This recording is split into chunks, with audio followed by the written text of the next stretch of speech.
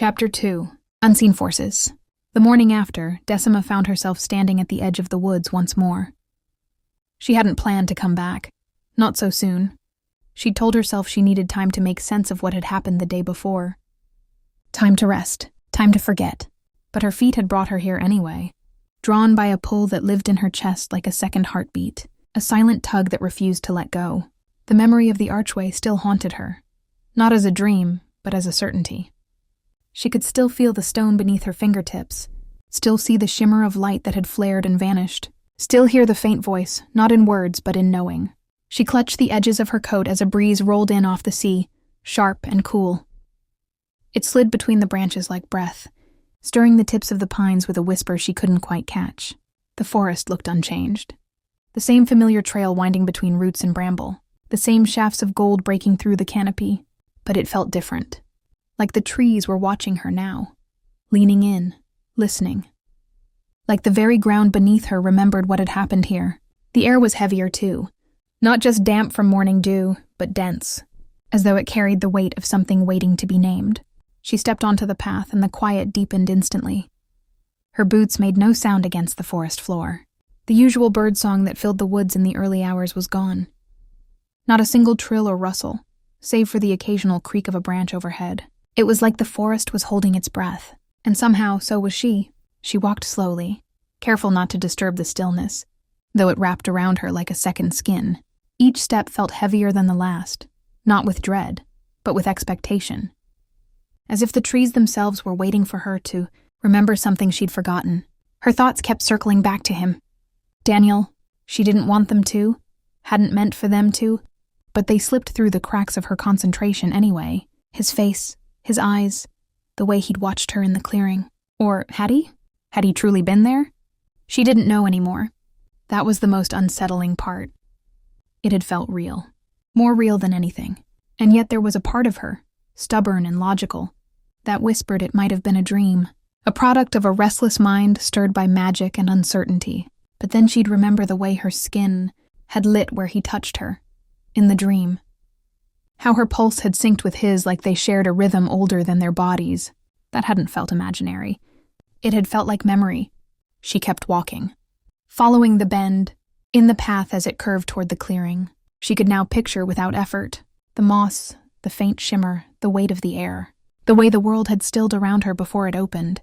She turned the final corner, heart already racing, and stopped. The clearing was there, but the archway was not. Gone, as if it had never existed. No sign of stone, no shimmer in the air, no pulse beneath the ground, only a patch of mossy earth and tangled ivy where something ancient had once stood. Her chest tightened. She moved forward slowly, unwilling to believe her own eyes.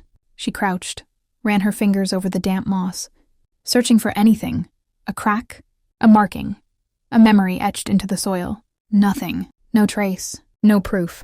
Just the echo of a moment that now felt like a secret only she remembered. A sharp pang rose in her chest. Not fear, not quite, but loss. Like something had been taken from her before she could name it.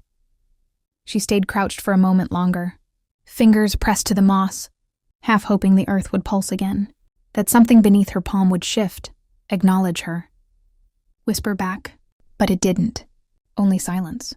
She exhaled slowly and stood. I didn't imagine it, she whispered aloud, voice barely louder than the breeze. I know I didn't. The woods didn't answer, but the hush deepened. She turned in a slow circle, eyes scanning the edge of the clearing, the pattern of shadows beneath the trees. Everything looked normal, but she could feel it, a tension just out of reach. Like the magic was still there, just hidden. Why? Why show her something only to erase it the next day? Why let her touch that light, feel it run through her veins, only to vanish without a trace? And Daniel, had he seen it too? Had he been drawn to the same place at the same moment? Or had he been something else entirely? A vision sent to lure her deeper. Her thoughts spiraled until a sudden rustling behind her made her spin around, heart leaping into her throat. Nothing, no trace, no proof. Just the echo of a moment that now felt like a secret only she remembered. A sharp pang rose in her chest. Not fear, not quite, but loss. like something had been taken from her before she could name it. She stayed crouched for a moment longer, fingers pressed to the moss, half hoping the earth would pulse again, that something beneath her palm would shift, acknowledge her. Whisper back, but it didn't. Only silence. She exhaled slowly and stood. I didn't imagine it, she whispered aloud, voice barely louder than the breeze. I know I didn't. The woods didn't answer, but the hush deepened. She turned in a slow circle, eyes scanning the edge of the clearing, the pattern of shadows beneath the trees. Everything looked normal, but she could feel it, a tension just out of reach. Like the magic was still there, just hidden. Why? Why show her something only to erase it the next day? Why let her touch that light, feel it run through her veins, only to vanish without a trace? And Daniel, had he seen it too? Had he been drawn to the same place at the same moment? Or had he been something else entirely? A vision sent to lure her deeper. Her thoughts spiraled until a sudden rustling behind her made her spin around, heart leaping into her throat. Nothing, just a flicker of movement between two trees. She stared, unmoving, listening. A single crow caught in the distance, then silence again. She could have sworn she heard footsteps, but no one was there. Still, she couldn't shake the feeling that she was not alone in the clearing. That something, or someone, was standing just beyond the edge of her sight, waiting for her to look away. Decima took a slow step backward, her breath catching in her throat. The hairs on her arms stood on end, prickling like a warning. She wasn't someone who frightened easily, not in these woods. Not here, but this wasn't fear exactly.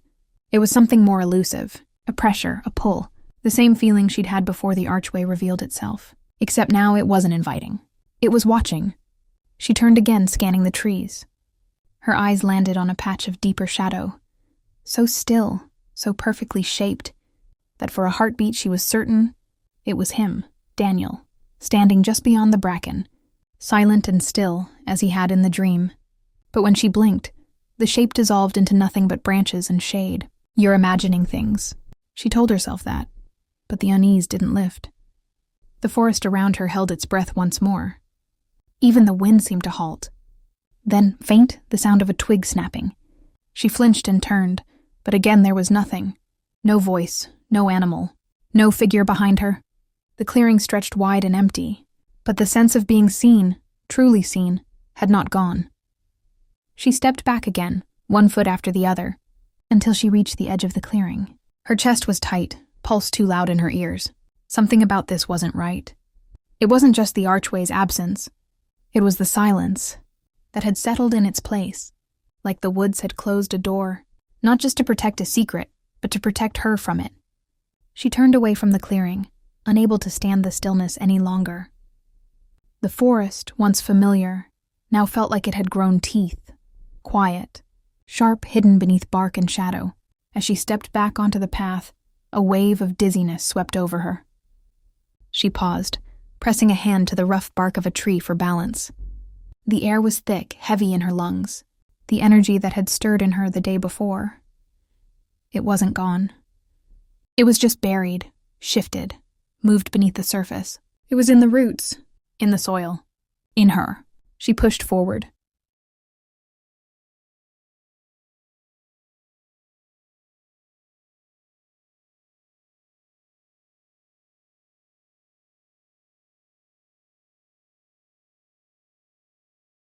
Each step felt like a conversation between her body and the earth, like something deep underground recognized her, and was trying to decide if it should welcome her back or close itself off entirely. When she reached the midpoint of the path, where the light grew dimmer and the trees pressed close, she paused again. A memory flashed unbidden across her mind. Daniel, in the dream, his fingers slipping behind her neck, the glow that rose between them like starlight through their veins. That kiss. She felt it now like heat in her bones. Not imagined, not gone. Why him, she wondered. She didn't know him. She'd never spoken to him. And yet, he felt like a part of this. Of all of it. Of her. She reached the edge of the woods, just before the path spilled back into her garden's fringe.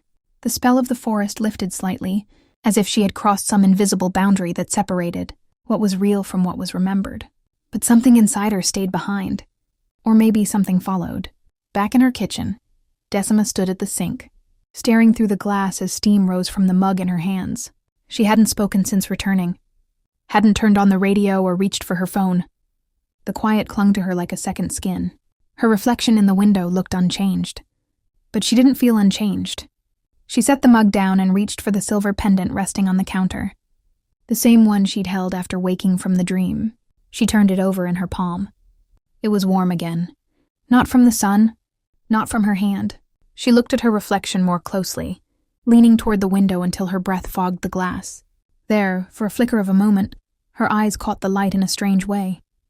Gold, not brown, just for a second, then gone. She stepped back. The air in the room felt charged, humming just beneath the surface. Her pulse echoed in her ears, and she pressed a palm to her wrist. Was it her imagination, or did something beneath her skin pulse in time with the forest? The same rhythm she'd felt when she touched the arch. The same rhythm she'd felt when Daniel kissed her in the dream. She drew in a slow breath, but it didn't settle her. This wasn't over. She could feel it now. A current threading through her life. Invisible but constant. The forest wasn't finished with her. The magic hadn't faded. It had simply gone quiet, waiting. And somewhere, maybe across the street, maybe deep in the woods, maybe within her own blood, Daniel was connected to it too. She didn't know how she knew that, only that she did.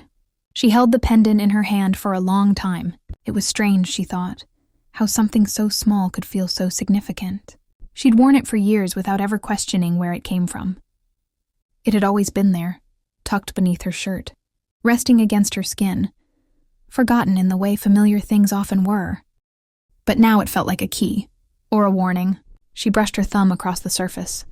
The metal pulsed softly beneath her touch. Not heat, not movement. Just a presence, like it recognized her now. Or maybe it always had. With a shaky breath, she slipped the chain back around her neck. The pendant settled over her heart with a weight that felt both comforting and heavy. Outside, the wind had picked up, rustling through the trees at the edge of her garden. The sound was gentle, but layered, as if the forest was whispering secrets just out of reach. Decima stepped to the door and pressed her hand against the glass. For a heartbeat, the trees stilled. Then a crow took flight, wings cutting the air like ink across parchment. It circled once, then vanished into the clouds. She didn't know what it meant. But she knew this. Something had begun. Something old. Something binding. And whatever had happened in the forest, it wasn't finished with her yet.